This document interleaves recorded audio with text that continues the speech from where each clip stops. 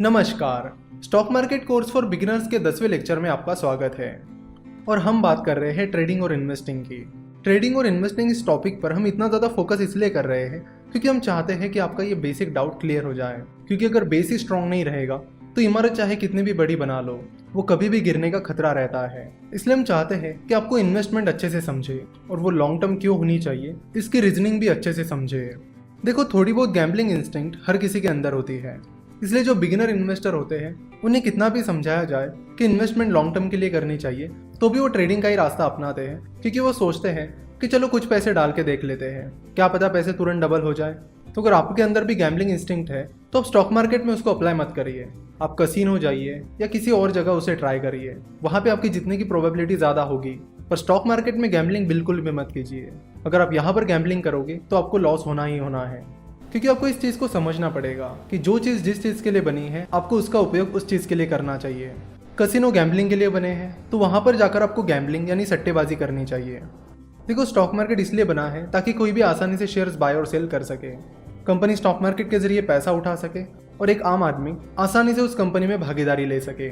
आपको पता नहीं है कि जो कंपनी स्टॉक एक्सचेंज पर लिस्टेड नहीं है उनमें इन्वेस्ट करना कितना डिफिकल्ट होता है। जो एंजल इन्वेस्टर स्टॉक मार्केट में इन्वेस्ट करते हैं उन्हें पता है कि वो चीज़ कितनी डिफिकल्ट और कॉम्प्लिकेटेड है।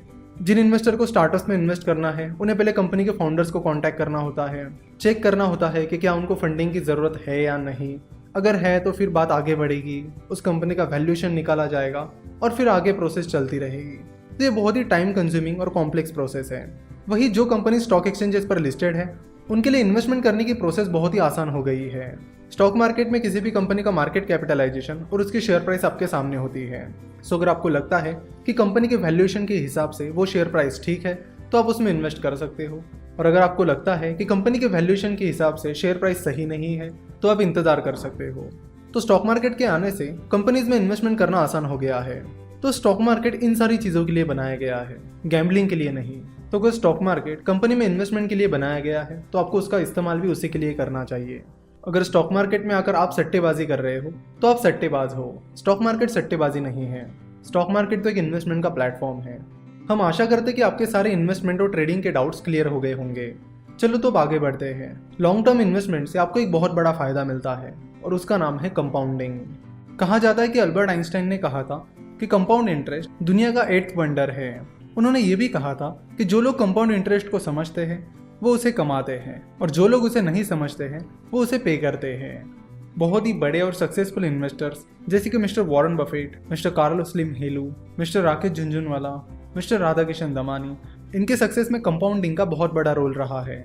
चलो तो देखते हैं कि कंपाउंड इंटरेस्ट का मतलब क्या होता है। कंपाउंड इंटरेस्ट का मतलब है इंटरेस्ट पर इंटरेस्ट। फॉर एग्जाम्पल, आप 100 रुपये कहीं पर इन्वेस्ट कर रहे हो और उस पर आपको सालाना 10% इंटरेस्ट मिल रहा है या 10% रिटर्न मिल रहा है, तो एक साल बाद वो 100 रुपये 110 रुपये बन जाएंगे। और फिर दूसरे साल बाद आपको 100 रुपये पर भी 10% इंटरेस्ट मिलेगा और जो 10 रुपये का इंटरेस्ट आपको पहले साल के बाद मिला उस पर भी आपको 10% का रिटर्न मिलेगा।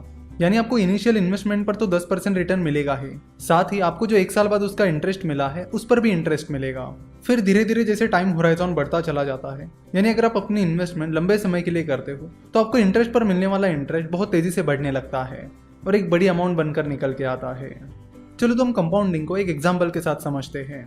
सबसे पहले आपको गूगल पर सर्च करना होगा रिवर्स CAGR कैलकुलेटर। CAGR का लॉन्ग फॉर्म होता है compounded annual growth return. CAGR हमें बताता है कि कंपाउंडेड सालाना हमें कितना % रिटर्न मिला है। तो कंपाउंडिंग का मेजरमेंट CAGR से किया जाता है। अगर CAGR 12% है तो उसका मतलब है कि हर साल आपको 12% कंपाउंडेड रिटर्न मिला है। तो यहाँ से हम कंपाउंडिंग को एक कैलकुलेटर की मदद से बहुत ही डिटेल में समझेंगे। नेक्स्ट लेक्चर आपके लिए बहुत ही ज़्यादा इंपॉर्टेंट रहने वाला है, तो उसे बिल्कुल ध्यान से सुनिएगा और जो एग्जाम्पल हम आपको समझाने वाले हैं उसे भी आप बड़े ध्यान से सुनिएगा, क्योंकि जिन चीज़ों के बारे में हम अगले लेक्चर में बात करने वाले हैं वो चीज़ें किसी की लाइफ बदलने के लिए काफ़ी है। आशा करता हूँ कि आपको लेक्चर पसंद आया होगा।